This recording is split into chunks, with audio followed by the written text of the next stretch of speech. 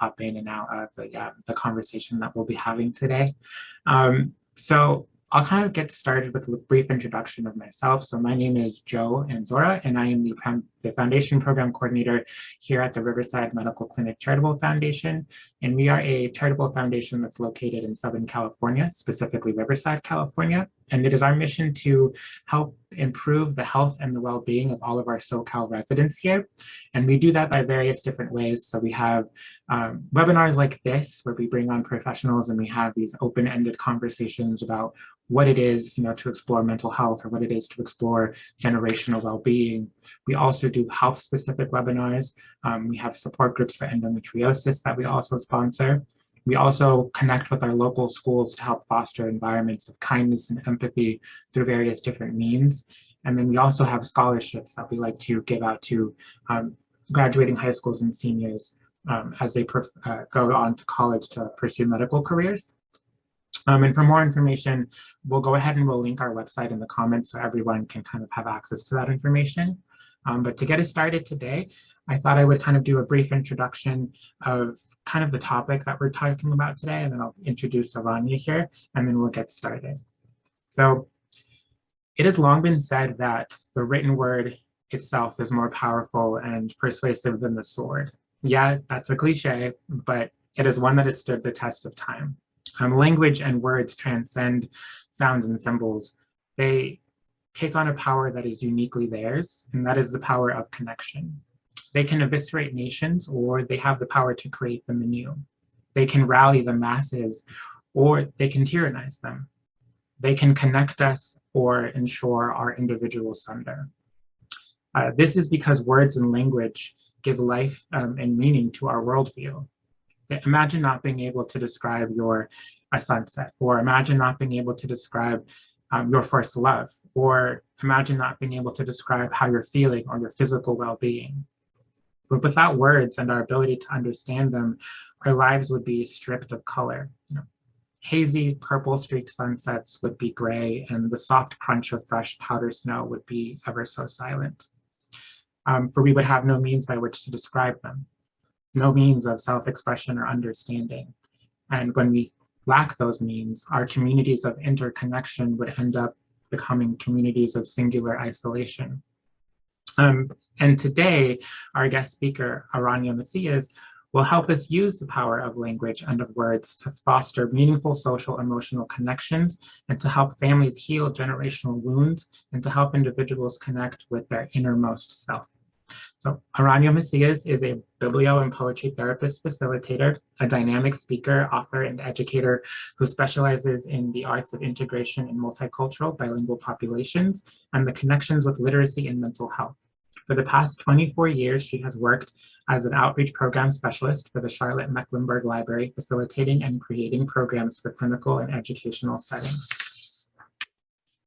She holds a Master's of Literature from La Universidad Autónoma de Barcelona, Spain, and a BA in Communications from UCAB Caracas in Venezuela, a teaching arts certification from Wolf's Trap and the John F. Kennedy Center for Performing Arts. She is a certified applied poetry therapy facilitator and the chair of diversity for National Association of Poetry Therapy.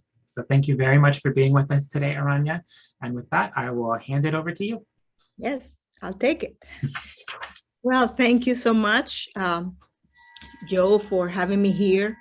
It's a pleasure to share with you my experience. And as you see, I come from multiple backgrounds, and it's beautiful how life merge and then everything makes sense. The educator, the poetry therapy. So today I am just going to briefly share my experience as an outreach librarian, as a teaching artist, as an educator, as a children's writer, and especially my last love, which is in the world of biblio poetry therapy, which is transformative writing to heal, and how these worlds impact families. I live right now in Charlotte, North Carolina, so I'm completely in the East Coast. And I'm from Venezuela. I came in the United States in 1993, and I am a mother of two children, Samuel and So I'm gonna just share with you my screen. And one thing I have to tell everyone here is this is not gonna be me only talking. I encourage participation, and I would love also for you to be part of a poetry therapy experience. So I welcome if you turn your cameras on. We're not that many. So, but it's okay if you're working or if you just don't feel like you have to. But I welcome that, you know, if you want to turn on your cameras, and I also welcome participation. At any time, you can, you know, write your question in the chat, or if you feel it's relevant and you really need to say something, just feel free to unmute yourself. And I just would love to have an interactive session with you, and that's why I just don't leave me alone here. I just really would love to have people feeling that you are with me in the session. I see people still joining, and so I'm just welcoming some people. Okay, so I warn you, you will be participating in this session. I'm going to share my screen, and I'm going to find my PowerPoint, which is right here. And here is my PowerPoint. So let me open it up. All right. So in about 2 years ago, I opened up a company called Gates for Healing. And in Gates for Healing, I use poetry therapy, transformative writing, expressive arts in connection with mental health. I am a facilitator of the process of poetry therapy. And I did an accreditation with the National and International Federation of Poetry Therapy. So as last 3 months ago, I was the leader of the diversity committee for the National Association of Poetry Therapy. So this is me. I think this picture is a long time ago, but I had done so many beautiful things in the world of education, in the world of arts, in the world of mental health, especially working with at-risk communities. And I just wanted to, you know, to share before I start with the topic, to share with you the path that I took to do what I'm doing today. And I hope some of you find some commonality in my story. I've been working for the Charlotte Mecklenburg Library for about 25 years, or so many years. And I work in outreach, which means that we bring the library to at-risk communities, not only immigrants, but I work with people in jail. And here in this picture, you can see different organizations that I work for. And so what I do is I bring educational programs for this population. And one of the organizations that I can mention here is Safe Alliance, which is an organization that protects women that have gone through domestic violence and emotional abuse. I work with cancer patients, and that's this institution, Carolina Healthcare System, through the Levine Cancer Institute. The same thing with Novant Health, which is another big system that I work providing poetry therapy and expressive art therapy for cancer patients. I work with Carolina Breast Friends. Alexander Youth Network is an agency, a nonprofit agency that is an agency that helps children that are in foster care or they're transitioning. I work for the Latin American Coalition, Mecklenburg County Sheriff's Department, the Salvation Army, homeless population, Anubia, which is chemical dependency, and CMS is Charlotte Mecklenburg Schools. So I am not sure your background, but today I'm going to more focus in the work that I have done in connection with families in the school system, and also as a consultant working directly with families and children, and all the dynamics of working with families.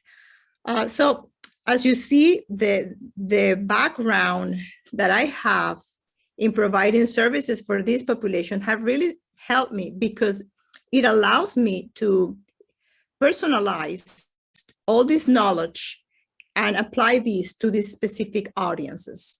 And so what I have done lately, it's developing a curriculum where I use expressive arts and poetry as a tool to reach this population and improve their life, transform their life. And the quality indicators of transformation can be different from each population, but I will talk about that later. So, and I am going to somehow, I bring this to, let me close here, this quotes, because I am going to talk about the world of children. And I think there's so much wisdom that that we take from children, and also sometimes we underestimate the beauty of working with children. I have worked with all type of population. I have worked with immigrants. I speak Spanish, so of course I work with Latinos. But I tell you, my favorite audience is working with children. And I have learned so much from working with children. I have learned to listen and be a better listener because of working with children. And I think there is no better, the best training anyone can have if you want to work with an audience and help families, whether you are a professor, a teacher, a mental health provider, is really working with children. So it takes a long time to become young. That's what Pablo Picasso said. And I'm not young enough to know everything. And this quote is going to be a useful quote for a story that I am going to share later during the presentation. Again, for the new people who just came in the session, feel free to turn on your camera, feel free to ask questions. And this is an interactive session, so there will be a point that I will ask questions, and I hope you participate. So here we go. My first question is, I want to bring us in a poetry therapy experience. And generally, we open up with an icebreaker, whether you like to do mindfulness or whether you like to do meditation or any icebreaker you have. I find, especially through Zoom, because, you know, we have been so creative lately that everything through Zoom, you know, I can open up everyone to start this session by bringing us here in this moment. But I would like to look at this picture with you. And I would like to ask you, and you can write that in the chat or you can just talk. I would like to look at this picture and I would like you to emerge in this image. I want you to think you're there. I want you to try to put your 5 senses there and try to feel the wind, try to pay attention to the beautiful colors that are here. Try to listen to the sound of the ocean. And I want you to tell me briefly, where would you place yourself? If you can put a dot in that picture and you can just place yourself somewhere. And I want you to look at that and just place yourself somewhere, whether it's on the sun or on the water, or even you're in the middle of the horizon, I don't know, just place yourself somewhere there. And I am going to give you 1 minute to write. So if you don't have a pen, go ahead and find a pen wherever you are and find a notebook or a piece of paper and just write, why did you pick that specific area? Just tell me, why did you pick that? Whether you pick the water or just briefly write about it. Tell me, why did you pick that dot where you place yourself? So I give you a minute to write.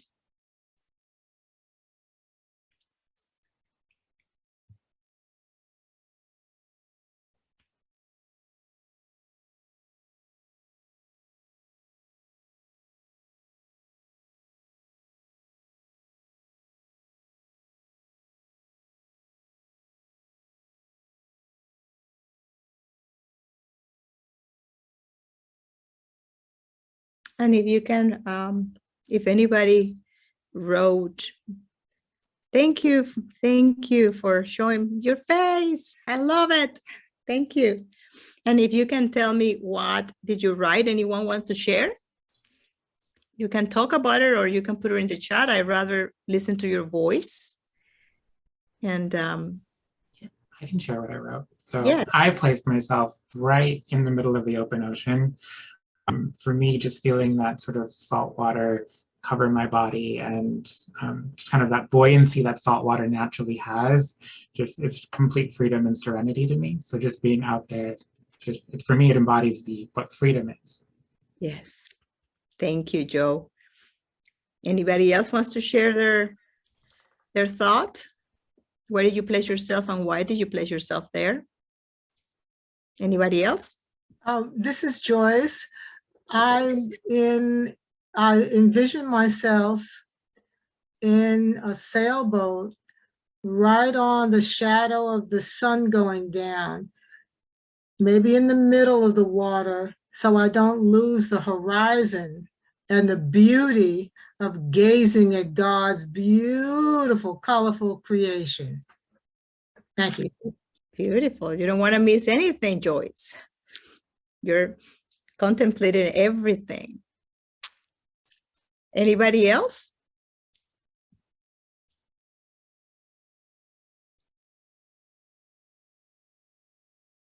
Okay. All right. It's interesting. I visit many times hospitals, and it is amazing how this picture can open up a conversation with a stranger. Sometimes I go to the marrow transplant unit at the Carolina Hospital, and I go room by room to offer up a poetry therapy session, like music therapy, but in this case, it's poetry therapy or transformative writing. And it is scary when you don't know the person, you have no idea who they are. But I found, just to bring this picture and ask people, what is the connection with them and this picture, it brings a lot of conversation, and it also brings a lot of information for me to connect to the patient, and to connect to their struggle. So I just generally open up, whether I do this in-person writing or when I do this in Zoom, I generally bring some form of art that connects, or people can lose themselves and just feel free to participate. So I want to tell you that in my 20, I would think more than 22, there's more than 22, I would think 20 more than, it would be like 25 years, 26 years in working as an outreach librarian. I have witnessed a disconnection between literacy and emotional health. And I'm pretty sure those who are educators have also experienced the same thing.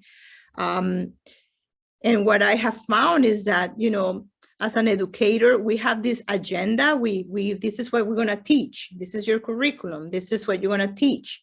But once you present that to the audience, if the audience is not ready to receive your gift, so you're wasting your time.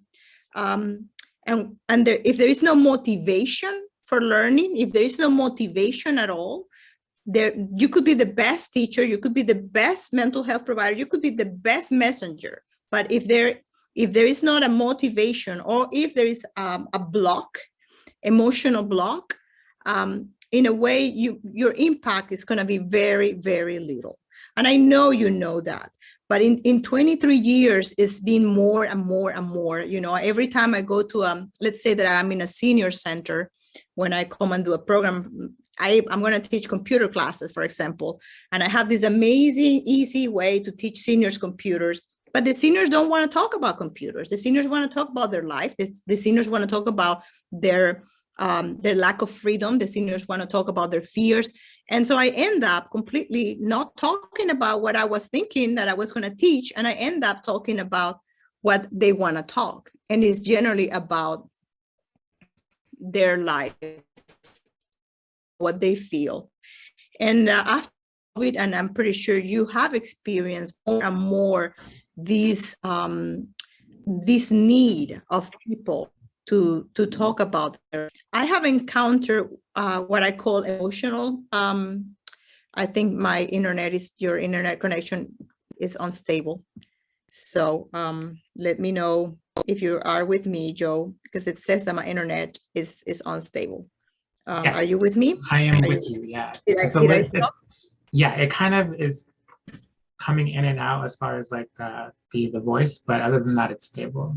Okay, let me know, and I put my phone as a hotspot just in case. So there is so many things that I have faced in my work as an outreach program librarian. This, disruptive family dynamics, and I want to talk about your specific work. And I have this wall with 1, 2, 3, 4, 5, 6, 7, 8, 9. I don't know how many blocks, but I want you to draw a wall like that in a piece of paper, and I want you to identify some emotional blocks that you have witnessed in your own world that are in connection with the families that you serve. So if you could write inside these blocks, these bricks, some emotional blocks that you have seen, and you can later share with me, please do so. I just wanted to know you and to see where are you coming from and what have you seen. So again, this is an opportunity for you to write down emotional blocks. And I'm going to give you a few seconds to do maybe 2 or 3 fill out. And if you don't know what I mean with emotional blocks, just feel free to ask me a question. Is anything that you feel is disruptive and it is making a wound in the family dynamics? And as you write, if you can unmute yourself and just tell me 2 or 3 things that you consider are emotional blocks.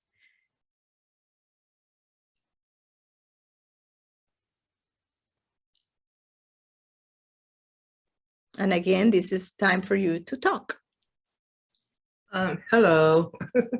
I Hi. want to first apologize. I had to get a loaner computer for a minute because my mic was not working, and I was in the chat, but I couldn't.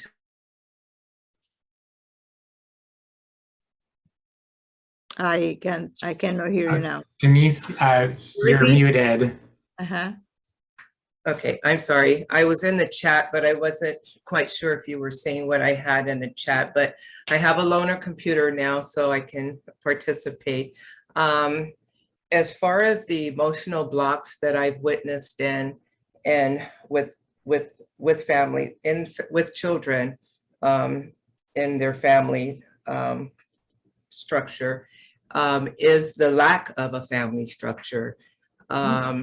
Actually, also absent parent was another one that I put in there. And then my experience has been quite significant in the mental health capacity of the family head, meaning the drugs and alcohol or the anxiety, or, I could just go on and on and on and name it, a lot of it being generational as well. So that's what I'd like to add this morning. Thank you. Thank you so much. Those are wonderful examples. I really agree with it. Well, with all of them, but one thing that I also see is the lack of family structure. That's a one. Thank you for bringing those 4 blocks that you see. Anybody would like to participate and share the group? What have you in your work?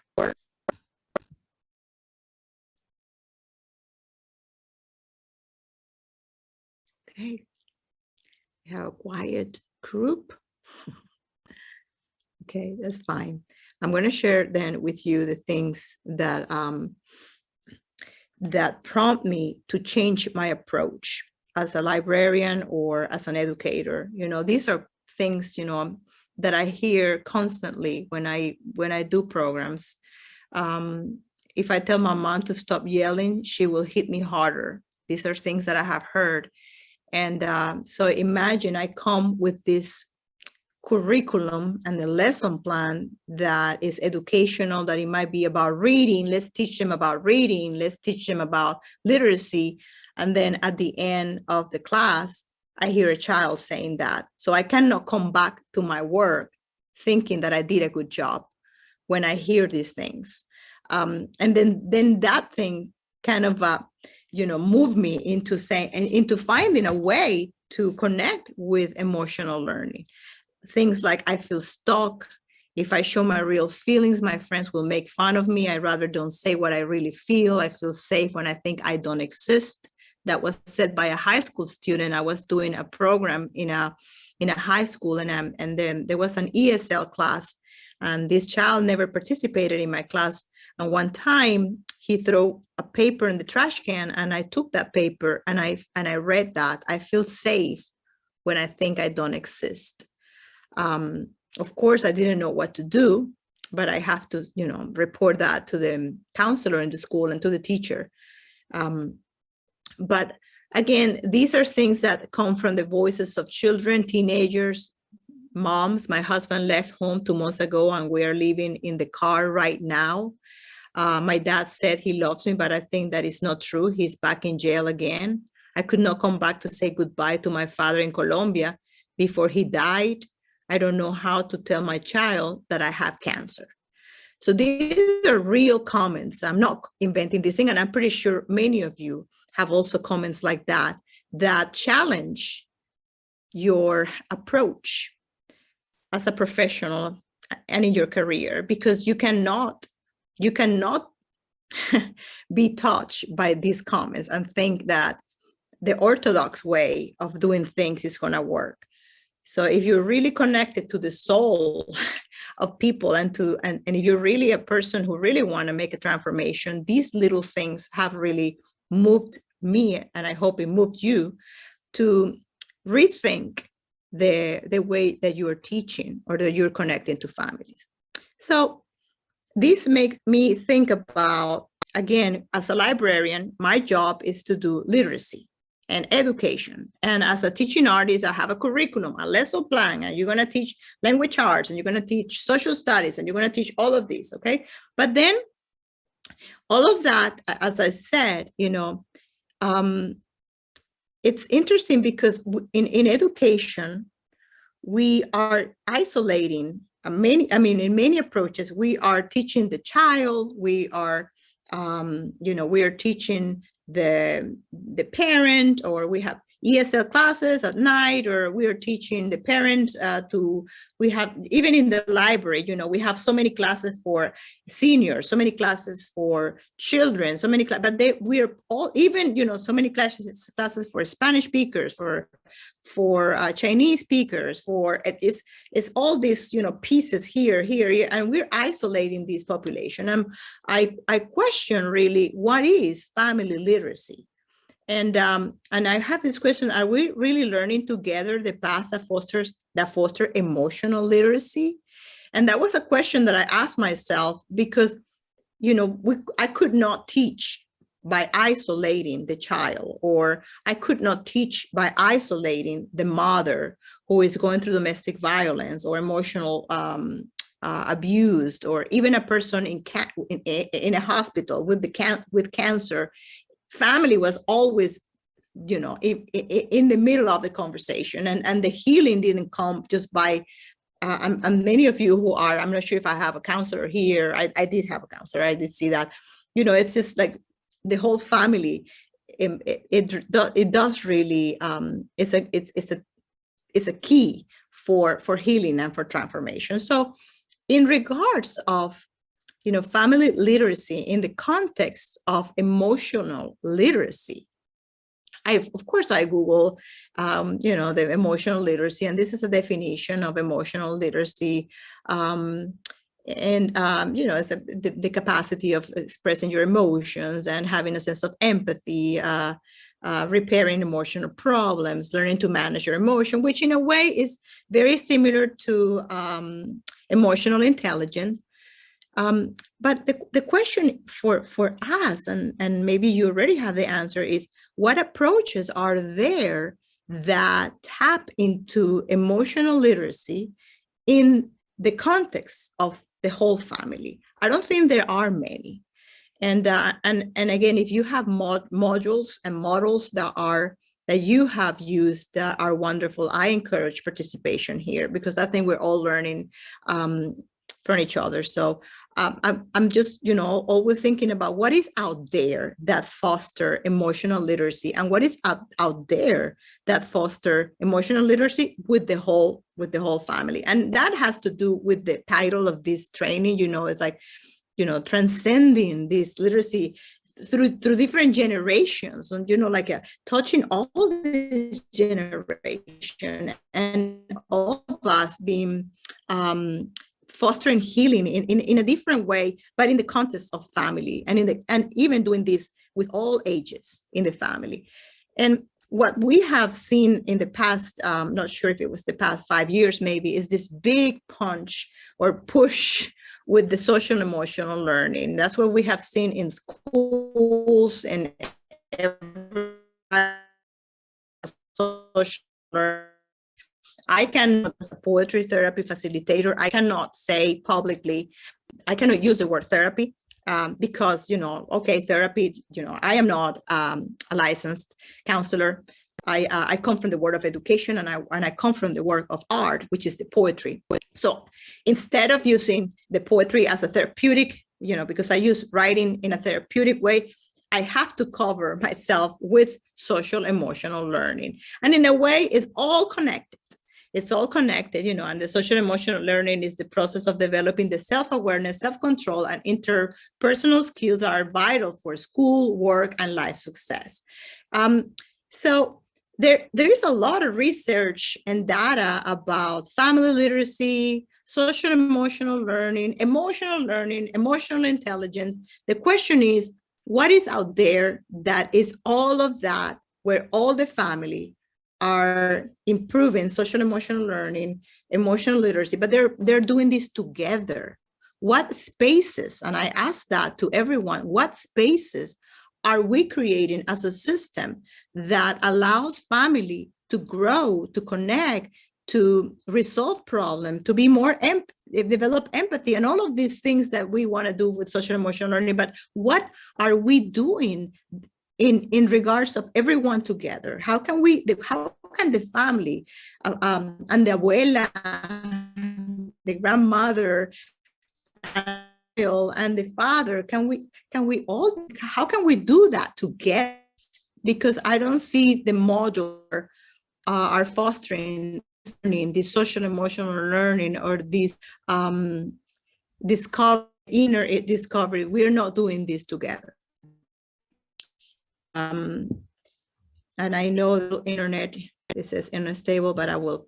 So what is it? What is out there that I have seen as an educator? And I think my first, I would say 10, 12 years as an educator, it was more the literacy aspect of helping children and families to read, helping immigrants to read, and to develop the love for books.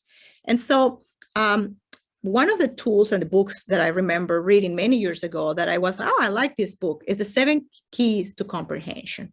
And in this book, The 7 Keys of Comprehension, there are 7 things that we educators, librarians, try to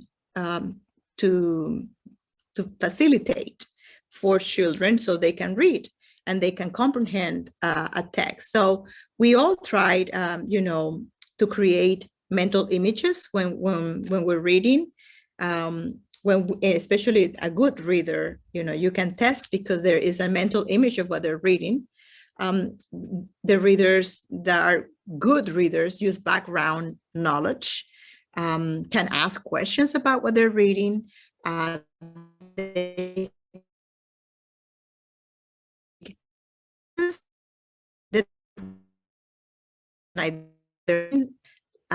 information and use fix-up strategies, to pull together this word, and interpret quickly what it is. So I've seen lots of different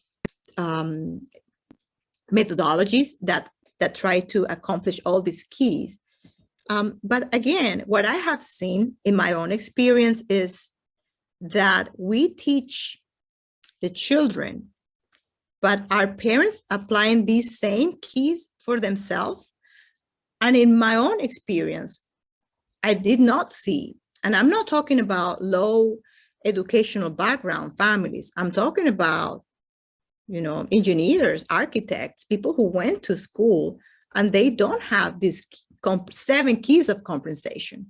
I started to work with the families. I really more and more try to foster programs where families are together and learning together. And what I saw was that we are demanding the parents to help the children to understand all these things and be able to read, and then read the book every night, read aloud every night, just read to the child every night. But then what about the parent? Are the parents really capable to, even for themselves, in an adult level, understand, have the level of comprehension at the level of literature for an adult? And I found that wasn't the case. The parents were not capable. And it might be that reading wasn't something that was part of their childhood. It might be that they're not readers, or it might be that they're very much into numbers. But that I did not find in many of the audiences and populations that I found, many parents that were in love with the word, that they could understand and feel the metaphor of the word. And so I wondered, and I said, how can we ask parents to help children to read when themselves they're not really connected? I'm not talking about people who cannot read. They all read, but they could not go beyond the words. Go and the words present. So that for me was a revelation. And I said, wow, we're asking the parents to do this, but they're not capable to do this. And so that's when I started to find a path that allowed me to connect the parents and the child in their. I found by accident the path of bibliotherapy. You can exchange the terminology. You can call it poetry therapy, story therapy, bibliotherapy, but it is kind of the same, in the same lines, And bibliotherapy was developed out of a librarian tradition, and with its emphasis on recommended readings for particular problems or concerns. And from the library, it moved to hospitals.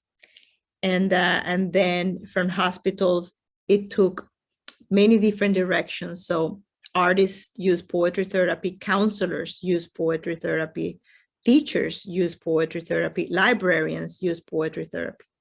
And so here is a kind of a definition of what is poetry therapy, which is the strategy to use literature with the purpose of healing. And it involves the use of language art in a therapeutic capacity. And I think it is very important to know that it emphasizes evocative value of story therapy and literature to foster identification, sense of belonging, connection, and personal transformation. So for me, for my personal journey, I found poetry therapy, the link, the lost link that tied the family and as a whole. And I'm going to share with you why. In poetry therapy, some of the goals that I always see, whether you work with a child, with a senior, with any particular issue or mental health, or person with depression. I work with so many immigrants that are creating home from scratch, and they're going through depression, they're lost in a way. And there's so many things that I've seen, and that's a blessing for me, because I just really think it's beautiful to see all of these windows. But in poetry therapy, we always, want to manifest the hope. In every session, in any class, there is installation of hope, and that appeals to any population. There is an empathic understanding, I am here and I listen to you. I'm not here to resolve your problems. I can't resolve your problems, but I am here as a support. And also identification of one or two major problems in living. And either it's a child or either, again, it doesn't matter what age. In poetry therapy, there is always at the end of the session a takeaway, and that takeaway it's either a solution, an initiative, or an identification of an issue that might not be very clear, but there is something there. It's a little problem there. And then in poetry therapy, we always establish a contract with the audience. The audience establishes a contract to themselves. It's not a signed contract, but it's a symbolic contract that we're going to work on that. And we do have, a time for whether the group, which is generally in a group setting, group support is a group that lasts 6 months or a year, or I have groups that last, I have been with groups for 7 years, and they're still with me, and they have already overcome what they came originally, but they're still with me. And so sometimes there's no time limit, and I love them. So I just I continue working with them. It's still so hard to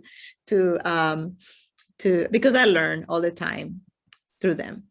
And of course, poetry therapy, bibliotherapy, just want to give you a little background and tell you how I use bibliopoetry therapy in the family context to foster emotional learning, emotional literacy, and how all these different ages can learn together, and all these different generations. But of course, there are hundreds of benefits, and I just pull some benefits in the use of poetry therapy. It's my intention that maybe there's the first time for some of you that hear about this field. So it's my intention that you get curious about poetry therapy and transformative writing, and maybe use it in your practice in the future. There's a lot of resources out there, especially given by the National Federation of Poetry Therapy. And I'll be glad to later to give you my contact information and provide any information you want if you have an interest in bibliopoetry therapy, because their application is, you can apply it in any setting. So these are some benefits, emotional benefits. I'm not going to read them, but you can just briefly take a look about all these different benefits that are in poetry bibliotherapy, cognitive benefits. And so from the library perspective, which our mission is to reach individuals and transform life and improve life. And I think everyone here is, we want to improve people's life. I just really found in this field a very I can measure the impact of the program by using poetry therapy. And the applications of story therapy, and I call it story therapy when I do a storytelling. Sometimes it's poetry, sometimes it's just writing, sometimes it's just actually reading a book and having a book club, and about self-development, and then having some interactive activities with the audience. But so here is where to apply story therapy. Story therapy, I call it more when I work with children, and sometimes I do a story as a storyteller for adults. But here are all the settings that that are recipient of poetry therapy: clinical settings, educational settings, social justice settings, and spiritual settings as well. So for your knowledge, there is two types of bibliotherapy: the clinical bibliotherapy, which is used by trained counselors, doctors, and there is developmental bibliotherapy, which is my field, and the developmental bibliotherapy can be used for teachers, librarians, anyone who have this intuition and connection with education, with art, and sometimes we study education, we study art, but there is something, that's the vocation, and when you have a vocation for that. And I think for those who love art, writing, poetry, music, art, and also are connected to mental health, developmental bibliotherapy. It's a wonderful world for you to format all of these skills that you might have as a teacher, as a librarian. So that's what I do, developmental bibliotherapy. And again, these are some of the who use bibliotherapy actively: school counselors, social workers, mental health nurses, teachers, librarians. And briefly, any questions, anything? I don't know if there's anything in the chat before I continue with my monologue. Anybody wants to say anything at this point in regards of any information that I have shared before I continue to the next part? You can. Yeah, there was, I think, a question of if the PowerPoint could be made available to participants afterwards so that they can go back and review it. Can be available, that's the question. Joe? Yes, if the PowerPoint will be available. Yes, that's fine. Yeah, I'll be glad to share it. So anything else? Any comments? Anybody identify a little bit with my journey here, or? I do identify with your journey. I'm very excited about this. I wasn't expecting all of this information, and that was me who asked if you could forward the PowerPoint to all of us in the session here. I'm very excited about it. My journey started off with children's play therapy. I was involved in that for quite a few years until I started discovering that it was beneficial that I start including the whole family in matters as opposed to just singling out the children. So I started doing family therapy, and in family therapy I would use genograms because I thought it was very we needed to get the families to kind of know their history and to be able to visualize their hereditary and to visualize the patterns that were in their family dynamics. And so that's where I am today. However, I've been taken apart from that, and I'm dealing with emergency needs in families. So I don't get a chance to do what my heart delights in. And that's with, including them in the family therapy and being able to give them things to work on and report back with homework and all that kind of that stuff. My daughter's an educator. She's been an educator for 14 years, and they're doing some mindfulness now. So I can't wait to get home later and call her and tell her about this that I've seen today. So thank you very much for introducing this to us. You're welcome. And thank you for what you're doing as well. Thank you. So if no one else has anything to add, I'm going to jump into a poetry therapy session and how this can be used in the family context. And when I say family context, is also, that's kind of, like I said, the title, it's, is touching different ages. How can a 4-year-old can learn, and at the same time, in the same space, using the same activity, 40-year-old father can also learn, and how can I 80-year-old abuela, grandmom, can also learn, all using the same material.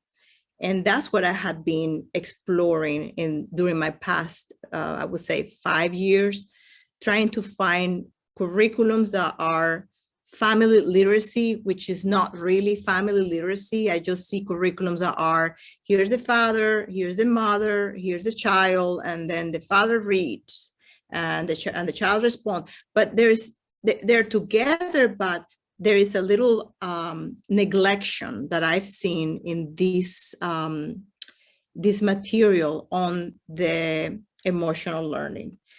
So I have created my own lesson plans in a way, of course, bringing things from multiple resources, but it's been an exploratory world for me.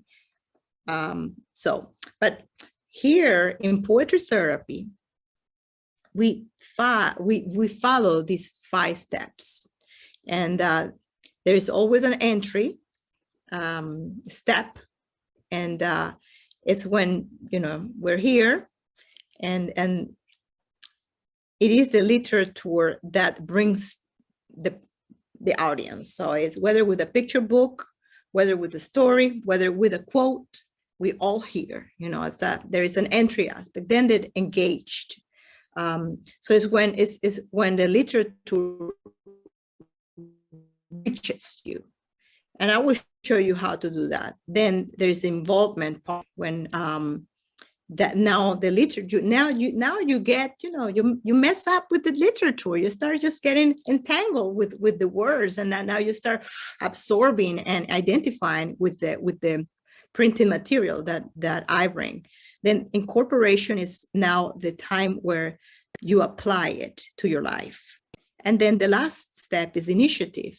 Is what are you going to do now after you have been touched by this experience?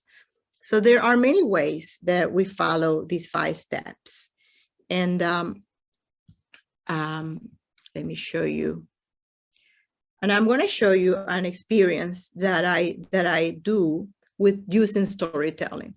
Picture books, of course, there are hundreds. And I have also, Joe, a list of books that I can send you for anyone that wants resources that are, picture books that are wonderful, that are in regards of social emotional learning for children who are going through divorce, or children who are going through a parent with cancer. So there's so many resources. And I, as a librarian, I have the privilege of being so close to these resources, because I see them every day in our bookshelves. But I love, more than the action of bringing a picture book that connects to all ages, I love storytelling. Like, what is traditional storytelling? And so I encourage you to use the traditional art and form of storytelling. And here are some of the benefits of using storytelling, which is the art form that one of the art forms that I bring. And I want to share with you an example that I do with a story. And this story is called The Know-It-All. And I am going to, let's see if I can move my computer here. And I think I am going to stop sharing, and I am going to show you an example of how storytelling can, touch and bring all the ages of a file.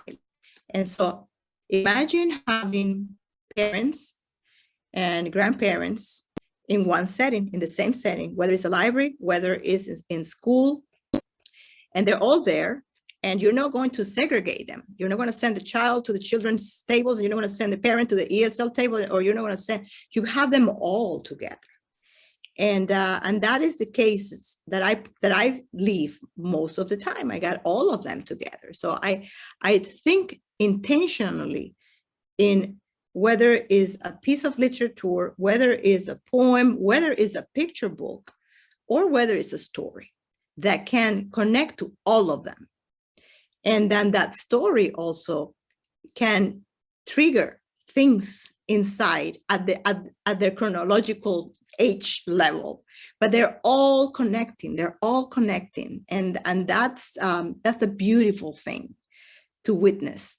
So I'm going to share with you a story, and I generally start with a song. And I'm bilingual, so I always introduce Spanish and English. And so I'm going to share with you. Let me put it right here and see. And here we go.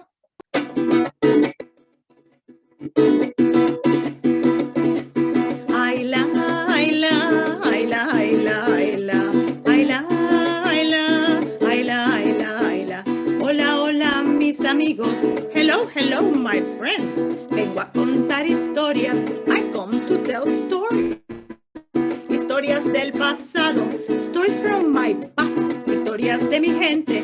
Stories from my people. Ayla, Ayla, Ayla, Ayla, Ayla, Ayla, Ayla, Ayla, Ayla, Ayla. And I have a story for you. And this story is called The Know-It-All. The Know-It-All. Have you ever met anyone who think that they're like in Spanish, they're called sabelotodos, that they know everything. Have you ever seen one? Raise your hand if you've seen one. No? Well, and they know it all. Yes, I know. And if you haven't seen, probably you have to just look in the mirror and see if you've seen them in the mirror, because I'm pretty sure we all think we know it all. And so once upon a time, there was a know-it-all, un sabelotodo in Spanish. And this man was a king, and he had a tradition. And the tradition was that every day he brought somebody from his village, and he brought these people to the castle, and then he asked questions to see if he could learn something from them. And so he brought Joe one day and he said, Joe, tell me, what do you know about this? And Joe, tell me, what do you know about that? And Joe, what do you know about this? Anna, what do you know about this? Lady, what do you know about that? Denise, what do you know about this? And what do you know about that? And after years of asking questions to people in the village, he realized that he was the man who knew everything.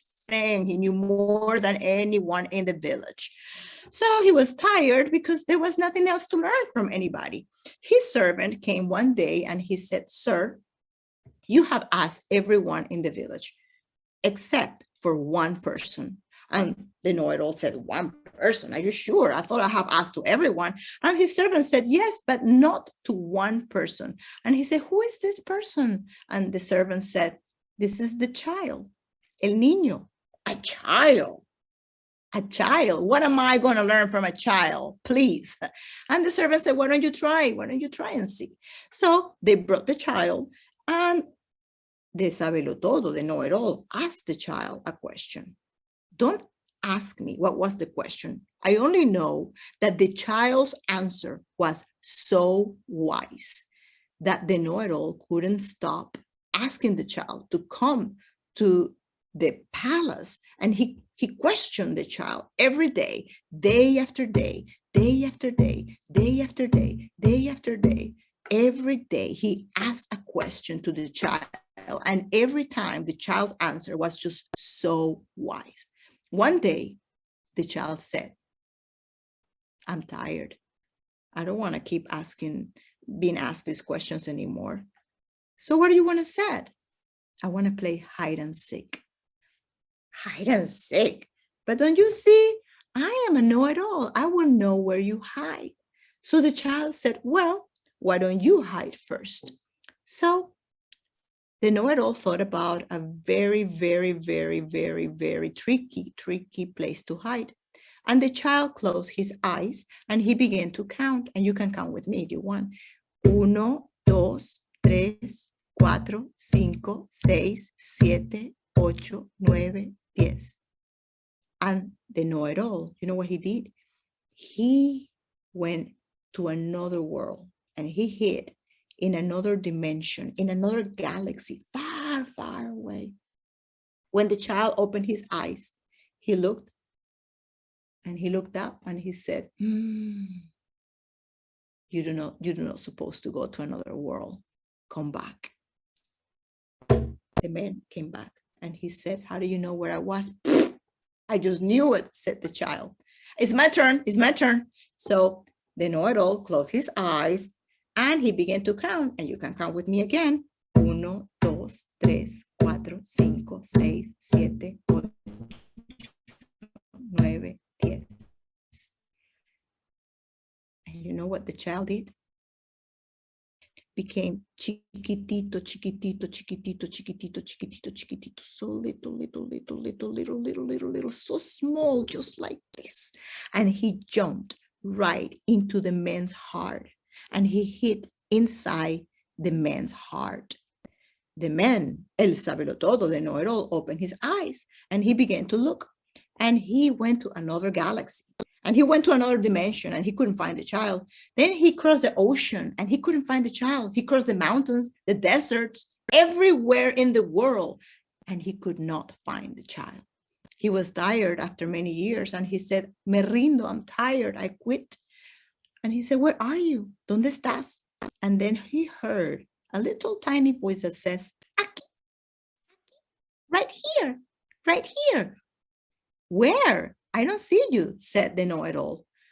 Right here, right here. Please come out. And the child, and the know-it-all said, where were you? And the child said, I was in your heart. And if you don't look in your heart first, you will never know anything. And that's the story of the know-it-all. And so I found stories like that. You know, any child will be engaged. Of course, I don't have right now my tools to engage, but I bring a cajon. You know, I always bring a cajon. I bring my guitar.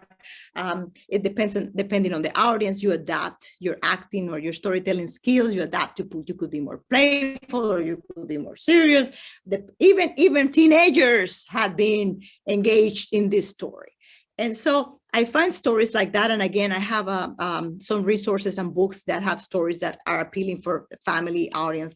And then, and I'm gonna now share again my screen to show you what happened after I, let me find my presentation back here. And let's see, let me move this because it's somewhere back here. My PowerPoint is right here. And so what I do is, and I'm going to move this for a second, just let me move this. So what I do is, for example, I did a workshop with families. It was called The Path to Knowing. And so I present the story that you just heard. And this is some of the goals in this workshop that is specifically for families in general. And so in this workshop, as an educator, I have, of course, specific questions, and I generally pick one, but I know I can approach this session with the know-it-all, and I can approach it by trying to hit the goals and answering any of these questions. How do you know that you really know? How do I find answers in this situation? Where do I usually go to find my answers? Why do I go outside to search for my own truth? What, where, and who is outside? What is the outside world and what is the inside world we call heart? I mean, we come with this, if you don't look in your heart first, you will never know anything. But what is that for a child? What is that, a heart? Look in your heart. I mean, and of course, you know, depending on the age, it could be just really the heart. And then some of them could just think about the heart is, you know, your home could be your heart. That's where my heart is my mom.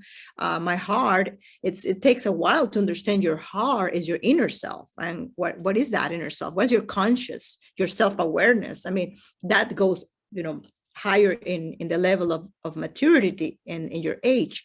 But this specific story and these questions can be answered by a 90-year-old, by a 7-year-old, by a 5-year-old, and by a 40 years old.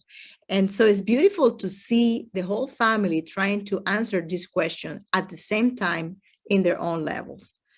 One thing that I do in that is just the part of the metaphoric connection to the story. It's, you know, I always provide a writing activity, a visual art activity, a drama or music activity. So these are examples, for example, that I do when I'm working with the family. Write a letter to the child in the story and ask him what he sees inside his own heart. I found that prompt very, very beautiful. Write a list of things that you think grown-ups can learn from a child, the know-it-all and the child. So, and And it's beautiful to see the answers from a father or a mother and the answer from a child. And I tell you, the answer from a child are way wiser than the answers that come from the parents. They're not filtered, which is the beautiful thing about learning from children. They are not filtering anything. Then there is also a visual art activity that some people cannot really express with words at first. So visual art is also a very abstract way to connect to images, to concepts, to things that they are not really being processed. So for example, draw a map to find something you cannot find. What is that you cannot find, illustrate the way, the path to find that. Again, drama exercises, writing a visual art. If you were the child in the story, what do you think you found inside the king's heart? Because he jumped inside the king's heart. And it's so, I mean, for people here who are in the world of mental health, it's amazing how much we discovered the connection and the relationship with the king heart and the oppressor, or the person that they fear, or the person that they cannot talk about it, or the abuser. So it's a very subtle way for the children, in an artistic way, to tell you things that they will not tell you in a regular therapy counsel session. So again, examples of things that I do in the family context. They all work together, and they all pick. They have the freedom to pick an activity. You can pick a drama activity. You can pick music activity. You can pick a writing activity, and you could do this story even if you want, just for adults, and you still use the same questions. And so it is. The discovery is beautiful, because everyone at their level will tell you something that is very valid. It's a very truth. It's authentic, and they're connecting to their own voice. And these type of experiences are so necessary these days, are so important these days, that we can really tell and talk exactly what we think, what we feel, without a judgment, in a playful way, inside the context of expressive arts. For example, if I ask you right now, and I can ask you to do this in maybe 3 minutes, 2 minutes, I'll kind of I will feel it. But if I, based on the story that I just shared with you, if I ask you to write a list of questions you wish to know, you can pick from any of this prompt that I'm going to give you. Can you write a list of questions of things you wish to know? If I ask you right now, what are you hiding from? What answer would that be? Why are you hiding? And how can we help the know-it-all to see inside his heart? Do you have any suggestions to help this know-it-all to be able to see inside his heart? And I would like you to take a minute to try to answer this, any of these questions. So just pick one. And I'm going to give you a minute for you to answer any of these 1, 2, 3, or 4. But just pick one question and try to answer it.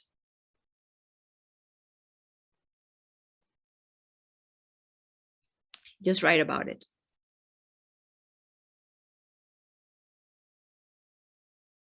And you don't have to share it in public.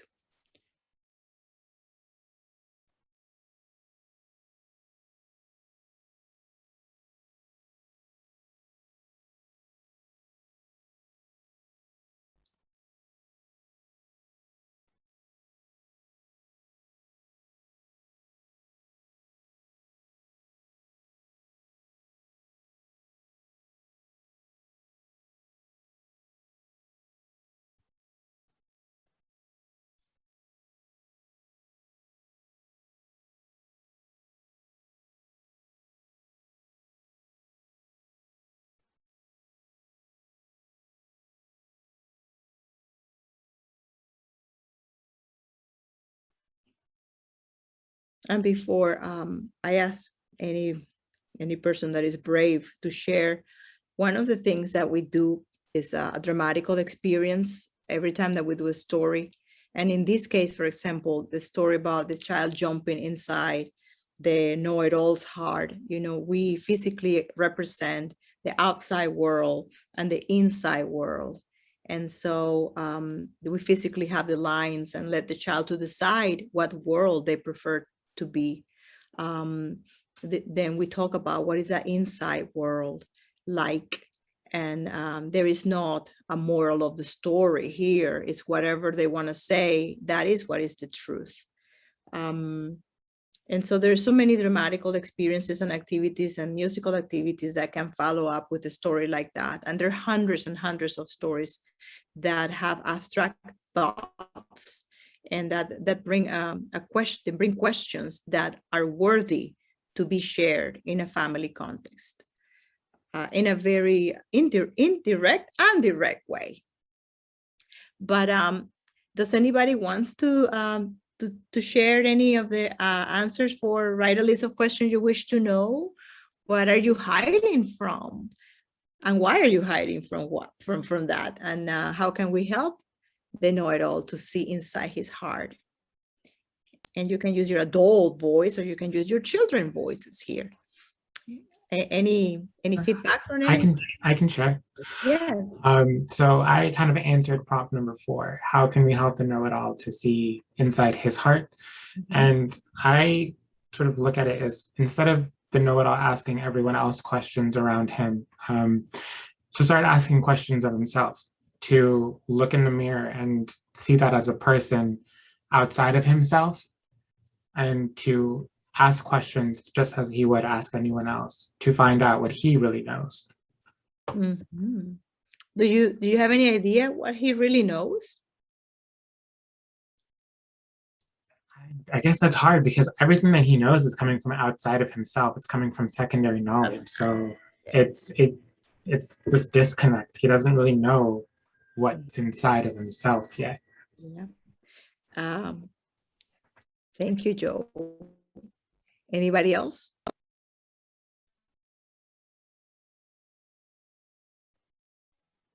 Okay. Well, I hope you answered these questions.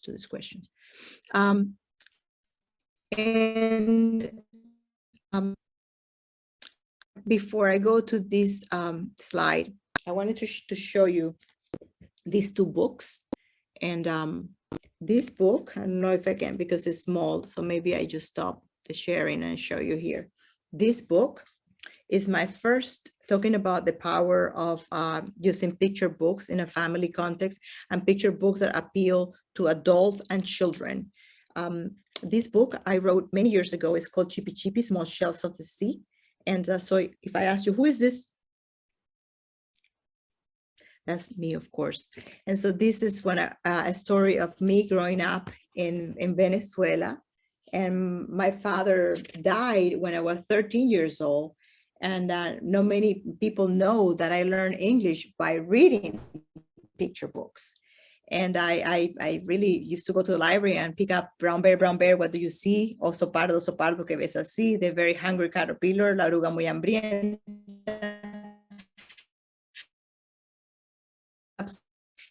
In English and Spanish. And I finally, when I thought, okay, finally, I feel I can write in English, I said, I'm going to honor the industry of picture books by writing children picture books. So my first book was Chippy Chippy, Small Shells of the Sea, Chippy Chippy's Caracolitos del Mar.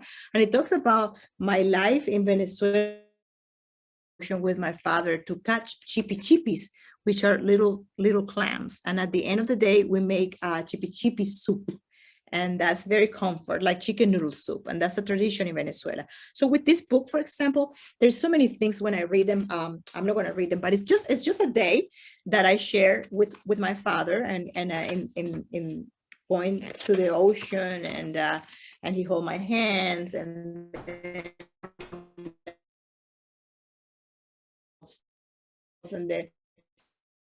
I breathe the air. And then we run. So it's just kind of an English and Spanish book. I have the English text here and the Spanish text here. And at the end, I love this part because at the end, we make chippy chippy soup. And so I said, I have a sea in my eyes. I said, as I was peeling the onions for Chippy Chippy. I always ask the children, why do you think I have a sea in my eyes? And the answers are, again, beautiful answers. You have a sea in your eyes because the onions. You have a sea in your eyes because you are sad. And I said, no, I'm not sad, I'm nostalgic. And nostalgia, so that's a very big word for a child. But again, I have read this book to adults, and it evoked in the same space, the children and adults, so many of them connecting to their parents, connecting to their childhood. Then there is a huge, opportunity to talk about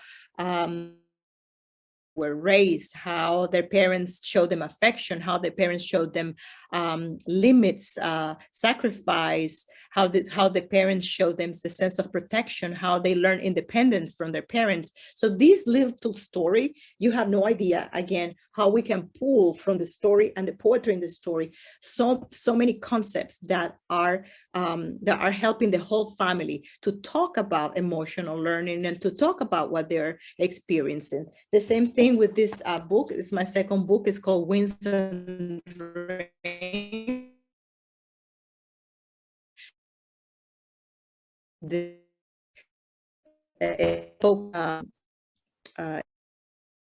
Falls and in the world is in Venezuela. And this is a folk tale that talks about a dream of a shaman. And it is the genesis of the story of the Peripacupay Meru, which is the highest waterfall in the world. And the shaman had a dream, and they wanted to find their promised land. And so he assigned his grandson Tacupi to find that promised land. They were hiding from the Spaniards, los conquistadores, and there was a massacre. So they have to hide, and they went to the south, close to the Amazon. And it's just that I'm not going to tell the whole story, but in the story we talk about the shaman giving a name to the son, connection with the shaman and the grandson. There's a journey that the grandson goes to find that promised land. There's an accident. There is three charms.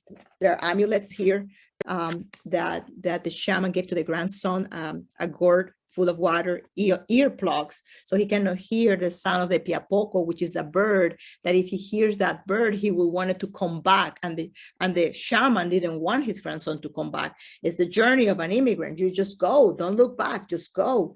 And then this claw, the bear claw, that will protect them against any wild in nature. So again, at the end, there's a miracle that happened in the top of a mountain.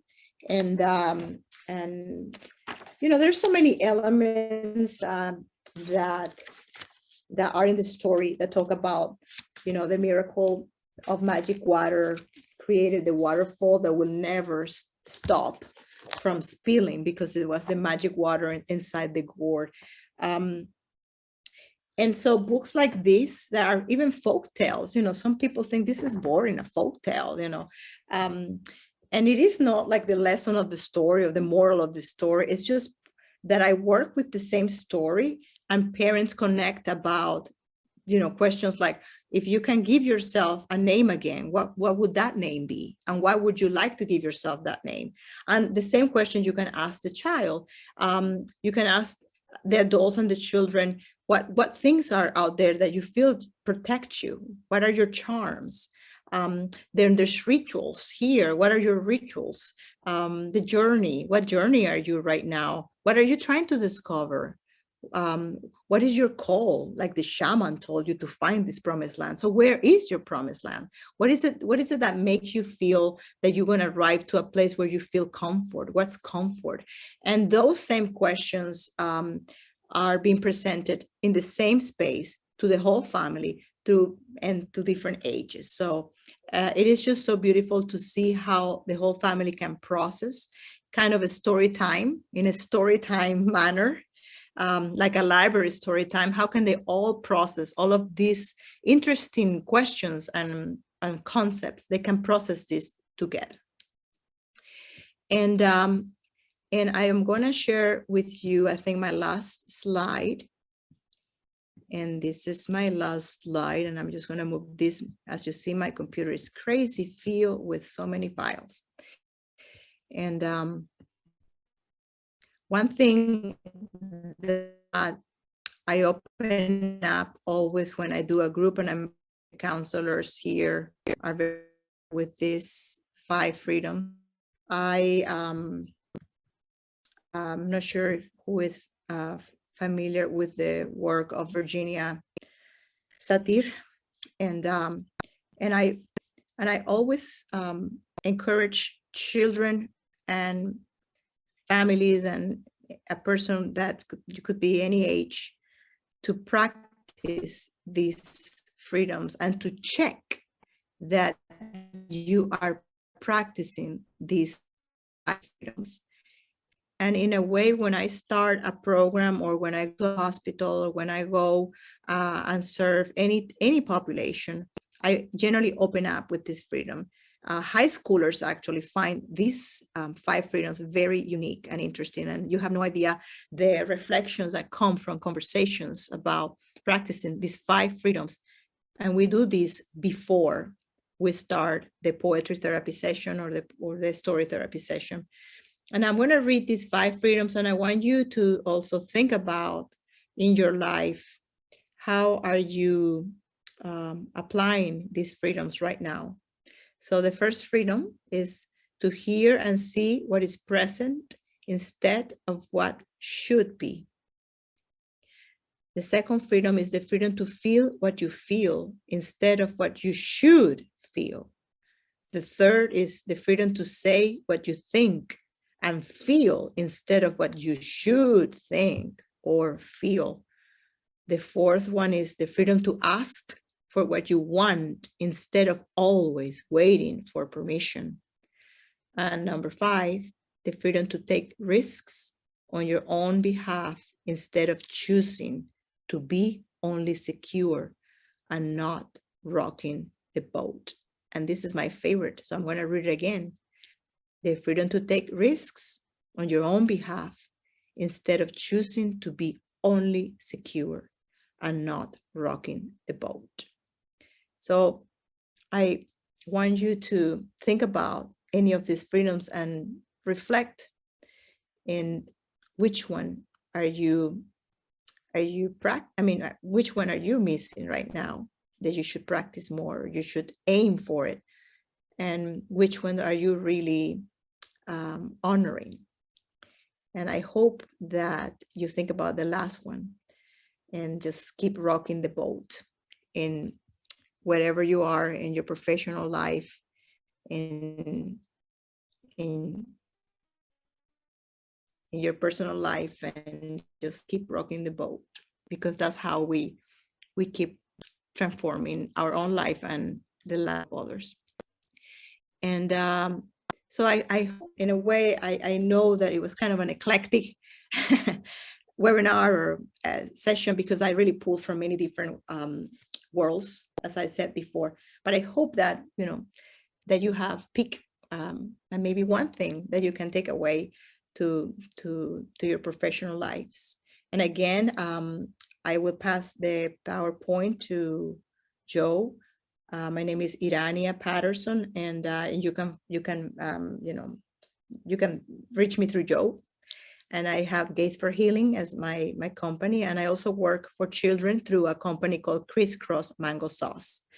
And with Crisscross Mango Sauce, I do music for children, I do storytelling for children, I do poetry for children, and in both in an edutainment approach, educationally and entertainment. But I always bring the social emotional learning aspect of any book or any lesson.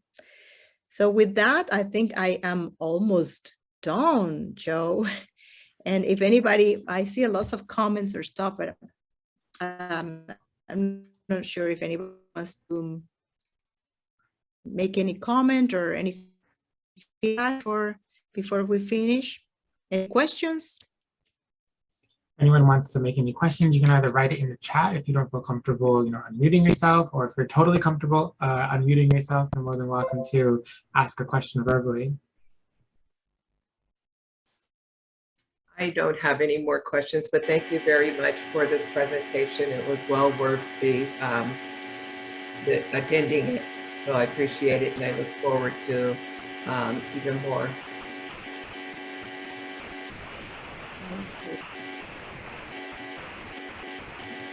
Anyone else have any comments or anything they want to share before we go ahead and end the webinar and the session?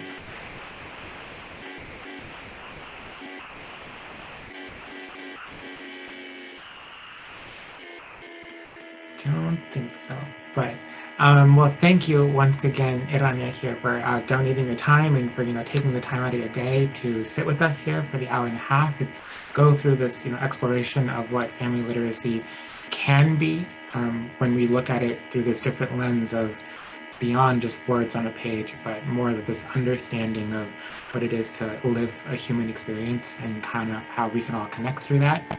And I hope that everyone here is taking away something. I know I am taking away a lot from the session today.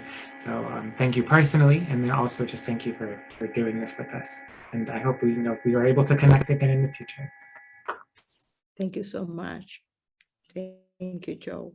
And with that, goodbye, everyone, and everyone have a nice rest of your afternoon. Too.